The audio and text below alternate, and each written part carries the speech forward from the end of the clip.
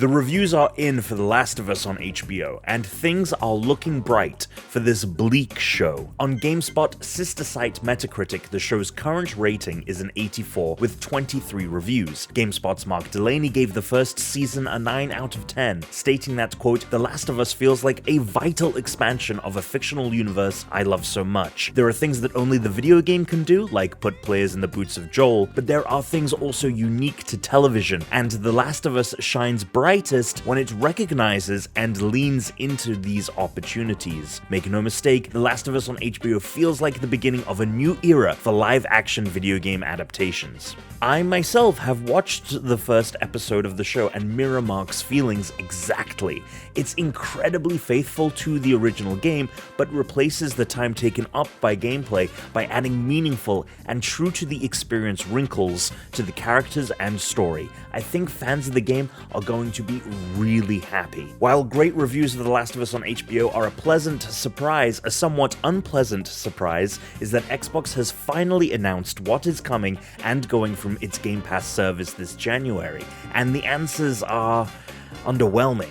On the one hand, the releases for the subscription are excellent, including Persona 3 Portable, Persona 4 Golden, and Monster Hunter Rise. On the other hand, not only are those simply ports of games that have already come to other consoles, albeit a much easier option to play the two Persona games, but we already knew that these games were coming to the service this month. What's perhaps more interesting is what is leaving. While none of the games saying goodbye to Game Pass are massive, must-play titles, one of them is curious as it's developed by an Xbox game studio. We Happy Few from Compulsion Games released in 2018, which was the same year that the developer was purchased by Microsoft. However, the game already had a publishing agreement with Gearbox, which may be why it's leaving Game Pass nearly 5 years later. Xbox would likely need to keep paying Gearbox to have it on the service, and Game Pass numbers are likely showing that that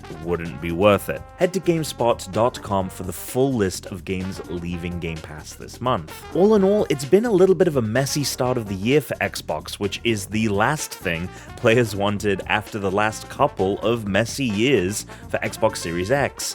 After not having anything to display at the Game Awards in December, the console is rumored to be getting a showcase at the end of the month to highlight some of the year's releases. However, that same rumor claims Xbox's biggest game of 2023, Starfield, won't be present. The platform has for many years mostly been riding off of the success and admiration gamers have for the Game Pass subscription, something that Xbox cannot afford to lose.